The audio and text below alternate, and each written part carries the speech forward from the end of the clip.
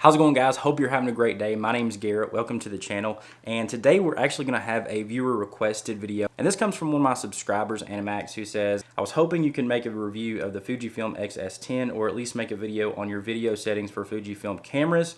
While I don't have access to the X-S10 right now, I can absolutely fulfill that second request and talk about my video settings for my X-T3, which is the Fuji camera that I shoot with. Now, most of your Fuji cameras are going to be fairly similar. I know the X-T3, the X-T30, and the X-T4 all share the same sensor, and most of Fuji sensors are fairly similar. Their color science is consistent across their platform, so most of these settings should transfer to whatever Fuji camera you're shooting on. So what we'll do is we're going to hop into the back of the camera. I'm going to show you my settings, then we'll show some example footage using these settings, come back and talk about it. Let's go ahead and hop into it.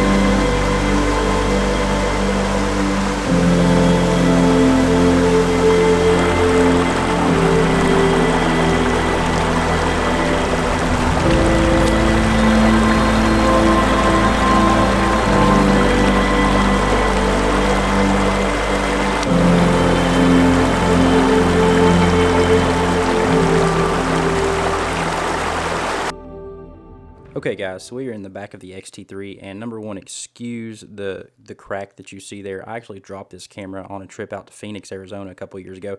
Doesn't hurt the function of the camera, it's just super annoying to look at the screen, so I'm going to try to go through this as fast as possible, get to the example footage. But just for starters, if we're shooting in 4K, and my settings really don't change between 4K and 1080, I'm going to shoot in 24 frames a second, obviously. The kicker here is we're going to shoot at 400 megabits, and that's going to give us so much data and so much information from the footage whenever we go to grade or whenever we're trying to push the footage. That 400 megabits a second really makes a difference. Going down to our codec, we're always going to shoot in H.265. That gives us a 10-bit 420 output.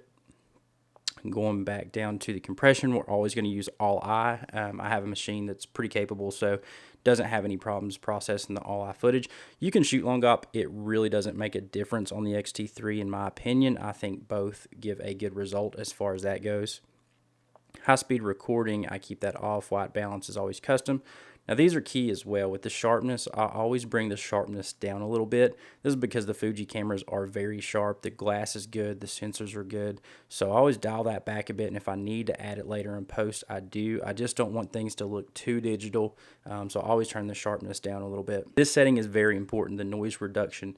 I keep that at -4, and the reason I do that is if you even have the noise reduction at 0, one of my peeves with the Fuji cameras is that the noise reduction will actually make skin look a little bit plasticky, so you look like a Barbie doll, and I don't really like that. I want my skin to look pretty natural. Skin naturally has bumps and crevices and things like that, unless it's just super smooth skin, which mine is not. But I keep the noise reduction down for that reason. Also, with the digital noise reduction, you can also get some funky stuff going on in the shadows if you are in a low light situation. So I always keep that turned down as much as possible. F-log recording, I always record F-log on the Fuji unless it's a special situation and I want to record a Eterna, which is also great. Focus area, I usually keep that in the middle. If we go back, manual focus assist, I keep my peaking on and I keep it at red. And this is great too if you're not shooting with a monitor. I shoot on the ATOMOS SHINOBI, which does have focus peaking, but if I don't have the SHINOBI and I'm just running and gunning, it's great to have that peaking turned on whenever I'm using just the camera itself.